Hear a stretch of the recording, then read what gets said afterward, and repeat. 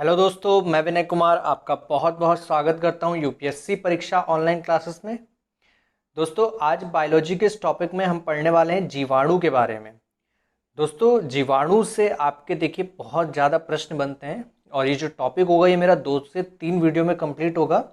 इस वीडियो में आज हम बिल्कुल बेसिक स्ट्रक्चर से जीवाणु को समझने वाले हैं। जीवाणु को अंग्रेजी में दोस्तों बैक्टीरिया कहते हैं और बाद में हम इसके बारे में पूरी डिटेल से एक एक चीज़ कवर करेंगे। और आज इस वीडियो में जो भी मैं पढ़ाऊँगा वो सभी कुछ इंपॉर्टेंट बातें करने वाला हूँ और इस वीडियो में हम एक एक चीज़ जो भी हम पढ़ेंगे वो सभी आपके एग्ज़ाम में पूछी जा चुकी है। तो चलिए शुरू करते हैं अपने इस टॉपिक को और शुरू करते हैं यहाँ पर बैक्टीरिया या बायोलॉजी के बारे में, जीवाणु के बारे में बिल्कुल डिटेल से यहाँ पर एक एक चीज़ को। सबसे पहले यहाँ पर देखिए मैं आपको बताना चाहूँगा कि देखिए जीवाणु का जो अध्ययन होता है, ठीक है, इसके अध्ययन को हम नाम देते हैं बैक्टीरियोलॉजी। जीवाणु विज्ञान बैक्टीरियोलॉजी कहते हैं। अब जीवाणु जो होते हैं ये हमारे चारों तरफ पाए जाते हैं, जहाँ पे भी हम देखेंगे वहाँ पर जीवाणु हैं।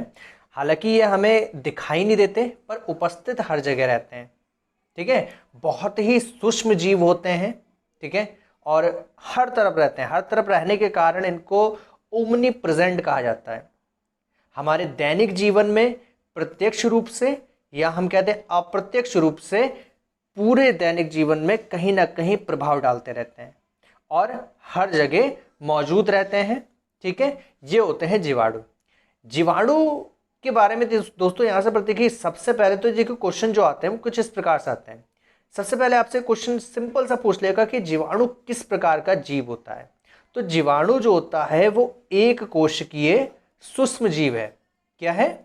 एक कोशिकीय सूक्ष्म जीव है। इसको हम सूक्ष्मदर्शी की सहायता से देख सकते हैं, अपनी नंगी आंखों से नहीं देख सकते। किसकी सहायता से देख सकते हैं? सूक्ष्मदर्शी। इसमें कोशिका होता है पर कोशिका केंद्रक विहीन रहता है। कोशिका तो होगा पर इसमें केंद्रक नहीं होगा, ठीक है। नॉर्मली जो भी जीव होते हैं उसमें कोशिका में केंद्रक पाया जाता है, जैसे इंसान ही हो गया, पर यहाँ पर जो है वो कोशिका में केंद्रक नहीं पाया जाता है। ये इसकी कुछ खासियत होती हैं। दोस्तों आगे बात करते हैं जीवाणुओं की खोज के बारे में। बहुत ही इंपॉर्टेंट है, यहाँ से भी बहुत क्वेश्चन आते हैं। जीवाणुओं की खोज की अगर मैं बात करूं तो देखिए हॉलैंड के एक व्यक्ति थे जिनका नाम था एंटोनी वॉन ल्यूवेनहॉक। इनको क्रेडिट जाता है, पूरा क्रेडिट जाता है जीवाणुओं की खोज का इनको।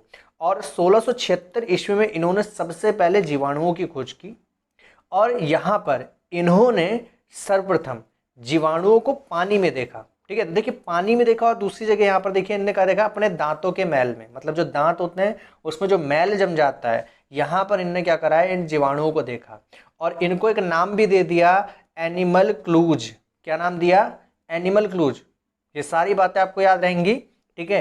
तो जीवाणुओं की खोज किसने की? एंटोनी ल्यूवेनहॉक ने।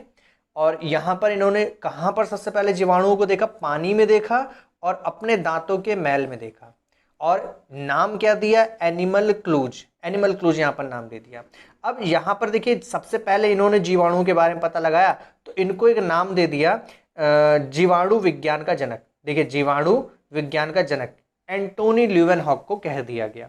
ये इतनी सी बात थी। यहाँ पर आगे यहाँ पर देखिए एंटोनी ल्यूवेनहॉक ही नहीं और भी व्यक्ति इसमें शामिल थे, ठीक है। जो समय आने पर बाद में जो एंटोनी ल्यूवेनहॉक ने जीवाणुओं के बारे में जो अपने तथ्य पेश किए उनको और मजबूत करने के लिए यहाँ पर और सारे व्यक्तियों का यहाँ पर योगदान है। जैसे कि सबसे पहले बात करते हैं जीवाणु संबंधी खोजों की, तो लुईस पाश्चर बहुत ही फेमस व्यक्ति हैं, बहुत ही बड़ा योगदान था इनका। और इन्होंने सिद्ध कर दिया कि किण्वन की प्रक्रिया सूक्ष्म जीव द्वारा होती है और ये स्वतः जनन नहीं होते। स्वतः जनन का सिद्धांत यहाँ पर इन्होंने बिल्कुल माना ही नहीं। यहाँ पर इन्होंने क्या दिया कि जो सूक्ष्म जीव हैं वो क्या करते हैं? किण्वन की प्रक्रिया करते हैं और इसी प्रकार ये उत्पन्न होते हैं। रोगों की उत्पत्ति भी रोगाणुओं से होती है, ठीक है। रोगाणु यही क्या है? जो हमारे जीवाणु हैं या रोगाणु कह लो, इनको बात एक ही है, ठीक है। तो रोगों की उत्पत्ति रोगाणुओं द्वारा होती है और इसका इन्होंने यहाँ पर एक सिद्धांत प्रस्तुत कर दिया। अब दोस्तों लुईस पाश्चर कौन है? लुईस पाश्चर याद होगा आपको।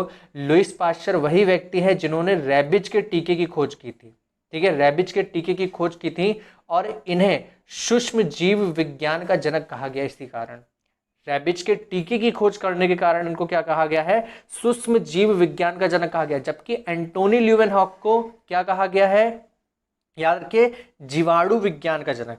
एंटोनी ल्यूवेनहॉक को कहा गया है जीवाणु विज्ञान का जनक, जबकि इनको सूक्ष्म जीव विज्ञान का जनक कहा गया है। इसके बाद रॉबर्ट कोच, रॉबर्ट कोच बहुत ही फेमस व्यक्ति हैं ये भी। रॉबर्ट कोच आए और इन्होंने एंथ्रेक्स और क्षय रोग, ये दो बीमारियां होती बहुत ही भयंकर, इन बीमारियों का कारण भी क्या था, जीवाणुओं के द्वारा था। और इन जीवाणुओं का पता किसके द्वारा लगाया गया, रॉबर्ट कोच के द्वारा। किसके द्वारा, रॉबर्ट कोच। इन्होंने बाद में हैजा और तपेदिक के रोगाणुओं की भी खोज की थी, हैजा और तपेदिक के रोगाणुओं की भी खोज की थी। तो यहाँ से भी आपका क्वेश्चन बनता है, ठीक है, कि हैजा के या तपेदिक के रोगाणुओं की खोज किसने की, तो रॉबर्ट कोच ने। याद रखिएगा, अभी मैं इन व्यक्तियों के बारे में भी वीडियो बनाऊंगा जिसमें आपको बिल्कुल डिटेल से इन व्यक्तियों के बारे में बताया करूंगा आपको, ठीक है। अभी हम टॉपिक पढ़ रहे हैं तो टॉपिक के बायस से थोड़ा थोड़ा आपको समझा रहा हूँ। इसके बाद एक और व्यक्ति है जे लिस्टर, इन्होंने भी बहुत योगदान दिया है, जिसमें एसोप्टिक तकनीक की खोज की और जीवाणुओं के पृथक करने एवं उनके संवर्धन के लिए प्योर कल्चर का यहाँ पर इन्होंने प्रतिपादन किया। तो आपसे क्वेश्चन में ये पूछ सकता है कि प्योर कल्चर का प्रतिपादन या खोजकर्ता कौन थे, तो याद रखिएगा जे लिस्टर। जे लिस्टर प्योर कल्चर के कौन है, खोजकर्ता। एक ये आपका क्वेश्चन बनता है। इसके बाद बात करते हैं यहाँ पर आगे, हैंस क्रिश्चियन ग्राम, इन्होंने जीवाणुओं के अभिरंजन के लिए ग्राम स्टेन की खोज की थी। तो ये भी इंपॉर्टेंट है यहाँ पर। इसके बाद जो बहुत ही फेमस व्यक्ति है, इनका नाम है एल.सी.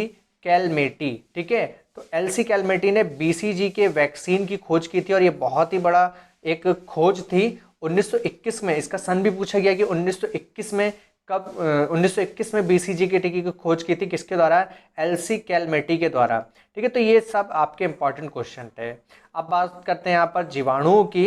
तो जैसा कि मैंने आपको बताया, जीवाणु एक कोशिकीय सरल जीव है जिनकी कोशिका केंद्रक विहीन होती है। ये सर्वव्यापी होते हैं क्योंकि ये प्रत्येक स्थान पर पाए जाते हैं। जहां पर कार्बनिक पदार्थ होंगे वहां पर जीवाणु 101% होंगे।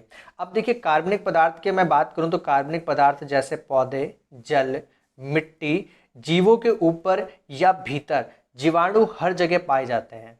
जैसे कि हम बात कर रहे थे अभी यहाँ पर क्या नाम था उनका, एंटोनी ल्यूवेनहॉक। एंटोनी ल्यूवेनहॉक ने कहाँ पर जीवाणु की खोज की थी, अपने दांतों के मैल में। याद होगा, अपने दांतों के मैल में एंटोनी ल्यूवेनहॉक ने क्या करा था, सर्वप्रथम जीवाणुओं को देखा, पानी में जीवाणुओं को देखा और नाम क्या दिया था, एनिमल क्लूज।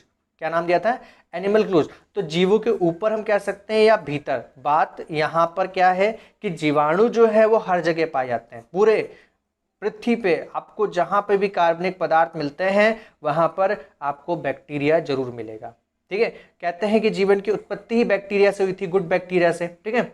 अच्छा, वो बात की बात है। अभी दूसरा पॉइंट देखते हैं यहाँ पर, जीवाणुओं को कोशिका भित्ति जो होती है वो काइटिन की होती है। जीवाणुओं की जो कोशिका भित्ति होती है काइटिन की बनी होती है, तथा कोशिका झिल्ली प्रोटीन एवं फॉस्फोलिपिड की बनी होती है। तो देखिए, कोशिका भित्ति की अगर आपसे बात करता है तो ये काइटिन की बनी है, जबकि कोशिका झिल्ली किसकी बनी होती है, प्रोटीन की और फॉस्फोलिपिड, ठीक है। ये इन दोनों चीज़ों की बनी होती है। जबकि अधिकांश जीवाणु जो होते हैं वो विषमपोषी होते हैं। अधिकांश जीवाणु क्या होते हैं, विषमपोषी होते हैं, परंतु कुछ स्वपोषी होते हैं। देखिए, विषमपोषी जीव क्या होते हैं, मैं बस समझा दे रहा हूँ। विषमपोषी वो होते हैं जो दूसरों के ऊपर डिपेंड होते हैं, जबकि स्वपोषी वो जीव होते हैं जो क्या होते हैं, अपने ऊपर डिपेंड होते हैं और अपना भोजन स्वयं बनाते हैं, ठीक है। विषमपोषी में कौन आते हैं, परजीवी आते हैं, जबकि स्वयंपोषी में वो आते हैं जो नॉर्मल होते हैं, जैसे हम हो गए या क्या कहते हैं पेड़ पौधे हो गए। सबसे बढ़िया एग्जाम्पल स्वपोषी पेड़ पौधे। पेड़ पौधे की अगर मैं बात करूँ, पेड़ पौधे क्या करते हैं, प्रकाश संश्लेषण या रासायनिक संश्लेषण के द्वारा भोजन बनाते हैं। इसी प्रकार से जो कुछ जीवाणु होते हैं जो स्वपोषी होते हैं वो क्या करते हैं, प्रकाश संश्लेषण के द्वारा ही अपना भोजन बनाते हैं। इसके बाद कुछ जीवाणु कैसे होते हैं, मृतोपजीवी होते हैं। कुछ जीवाणु कैसे होते हैं, मृतोपजीवी। देखिए, एक विषमपोषी हमने पढ़ लिया, एक स्वपोषी पढ़ लिया, और अब बारी आई मृतोपजीवी की। मृतोपजीवी जो मृत पादप को अपना भोजन बनाते हैं, ठीक है। इसमें पादप ही नहीं, हम जंतु की बात कर सकते हैं, किससे, मृत पादप या मृत जंतुओं से अपना भोजन प्राप्त करते हैं। इनको हम क्या कहते हैं, मृतोपजीवी कहते हैं। जिसमें सबसे ज़्यादा जो क्वेश्चन पूछा जाता है वो है एजेटोबैक्टर जीवाणु का।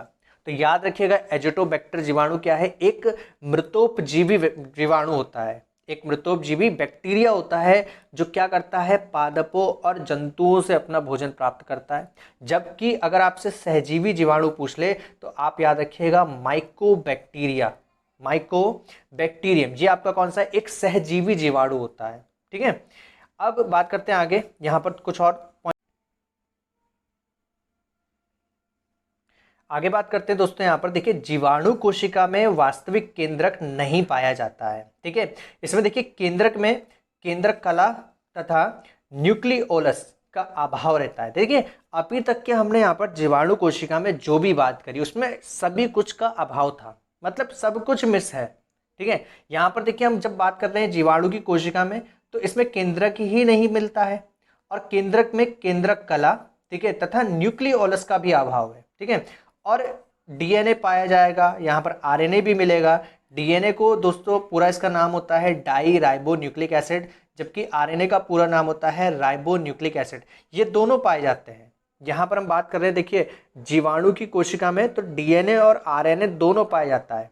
ठीक है, जीवाणु की कोशिका में माइटोकॉन्ड्रिया और कोशिकांग, एंडोप्लाज्मिक रेटिकुलम आदि की भी कमी होती है, मतलब ये होता ही नहीं है। क्या क्या नहीं होता है? माइटोकॉन्ड्रिया नहीं होता है, कोशिकांग नहीं होता है, एंडोप्लाज्मिक रेटिकुलम भी नहीं होता, ये सब कुछ नहीं होते हैं। इनकी कोशिका में मीसोसोम होता है, और जो कि माइटोकॉन्ड्रिया के समतुल्य माना जाता है। किसके समतुल्य माना जाता है? माइटोकॉन्ड्रिया के। ठीक है, तो यहाँ पर देखिए माइटोकॉन्ड्रिया का काम कौन कर रहा है? मीसोसोम। ठीक है, तो ये सब कहाँ पर है? कोशिका में। अब आगे अगर मैं बात करूँ तो देखिए थोड़ा सा और है, और इसके बाद यहाँ पर इस वीडियो को रोक देंगे, फिर कल मिलेंगे आपको इसी के आगे टॉपिक में। डीएनए में हिस्टोन प्रोटीन नहीं पाया जाता है, राइबोसोम पाया जाता है, जबकि क्रोमोसोम जो होता है वो एक वलय, वलय का मतलब होता है छल्ले के रूप में पाया जाता है। डीएनए में हिस्टोन प्रोटीन नहीं होता है, राइबोसोम पाया जाता है, जबकि क्रोमोसोम एक वलय के रूप में होता है। तो ये हमारे जो जीवाणु से रिलेटेड आज कुछ पॉइंट इंपॉर्टेंट थे वो सभी मैंने आपको इस वीडियो में बता दिए हैं। कल आपको, ठीक है, 3 बजे आपको नए वीडियो के साथ मिलूंगा, जिसमें आपको इसी टॉपिक के आगे का वीडियो दूंगा, और बहुत ही बेहतरीन वीडियो होने वाला है कल का भी, उसमें हम पूरी डिटेल से पढ़ेंगे। वीडियो पसंद आया तो प्लीज़ वीडियो को लाइक कीजिए, और साथ ही साथ चैनल को सब्सक्राइब कर लीजिए जो लोग भी चैनल है। और कल आप ठीक 3 बजे मिलिए, और सुबह 7 बजे डेली मेरे चैनल पे करंट अफेयर की वीडियो अपलोड होती है, उस वीडियो को भी देखिए, और जितना हो सके अपने दोस्तों को शेयर कीजिए। ठीक है, आज के लिए इतने, मिलते हैं कल नए वीडियो के साथ, तब तक के लिए धन्यवाद, बाय बाय।